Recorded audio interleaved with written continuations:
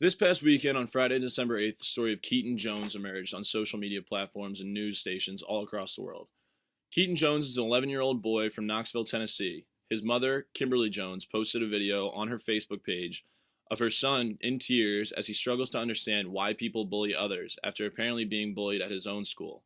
His mother posted the video on her Facebook page and it almost immediately went viral overnight, racking up 22 million views on Facebook just this past weekend, and it's also spread across many other social media platforms such as Instagram and Twitter. After that, many celebrities caught wind of the video, posted it on their accounts, voiced their support for Keaton, voiced their stance against bullying. And these celebrities, just for example, Justin Bieber, Snoop Dogg, Katy Perry, LeBron James, very, very prominent celebrities. And many of them invited him to places with VIP tickets, so on and so forth. It also, with all of this social media outburst, kind of created a trending hashtag Stand with Keaton. And it also even created a GoFundMe page that its goal was to kind of raise tuition for Keaton for maybe boarding school in the future or even college in the later future. And then this all happens in the span of a weekend. News comes out of Keaton posing with Confederate flags on his mother's Facebook page and photos from when he was younger. And it comes out that Keaton's father is a white supremacist who's currently in jail for hate crimes. Keaton's mother had a history of posting Facebook statuses, which people dug up once they heard about the family from her Facebook page, that were questionably racist. And then on top of that, there were accusations of opportunistic and fraudulent fundraising by the family. So it sparked a lot of accusations toward Keaton and his family once all this news came out, kind of turned a complete 180 on them out of nowhere. And people started accusing the young boy of using racial slurs in the classroom. And that's probably why he was getting bullied. Nobody knew if that was true or not. Nobody knows where it came from, but nonetheless, it came out. And then, of course, the parents, or these people accused Keaton's mother, for using this video as a way of financial gain. And it turns out that the person that made the GoFundMe is a man from New Jersey who just moved to a new school district with two kids, one of which is the same age as Keaton. And he voiced his support of Keaton and said, well, when I saw this video, I always worry about my kids fitting in at their new school now that we just moved. And I think Keaton really spoke to that for me, so I wanted to do whatever I could to help him. But nonetheless, it came out that Keaton's mother was using all this for financial gain, and it was just this complete scam.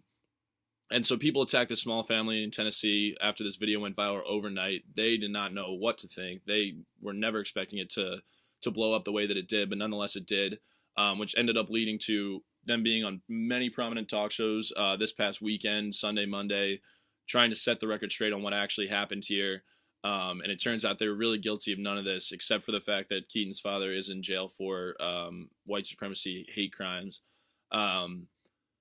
And on top of that, it also meant that Keaton was going to have to step out of school until at least the end of January until this blows over. So this really raised a couple of issues ethically that we talked about in class, most notably human dignity.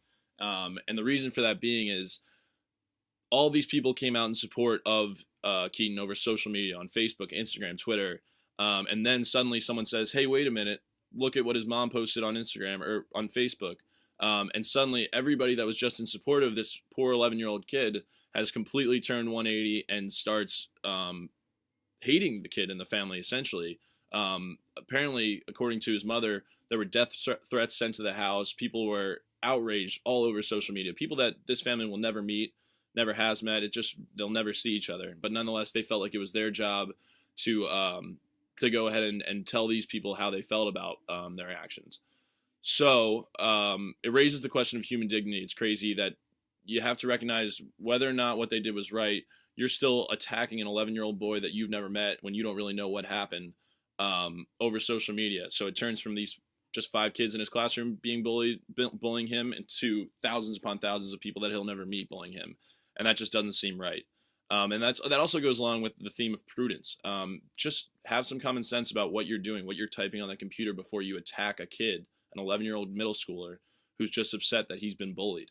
And it turns out that it was in fact genuine. He was being bullied in school, and the principal has since taken steps to fix that issue. But it's going to take a while after this crazy outrage all over social media, so it's a shame. And it just really speaks to the dangers of social media, especially when kids are involved. I think that although it may seem like a good idea to post that video to kind of get an anti-bullying movement going, I think there are better ways than exposing your 11-year-old child like that to come out against bullying. There's plenty of ways you could get involved in the community to stop this. You could have talks at middle schools and so on and so forth. But the thing that really stood out to me most was the lack of human dignity shown by these people just sitting behind keyboards, typing away whatever they felt was right towards Keaton.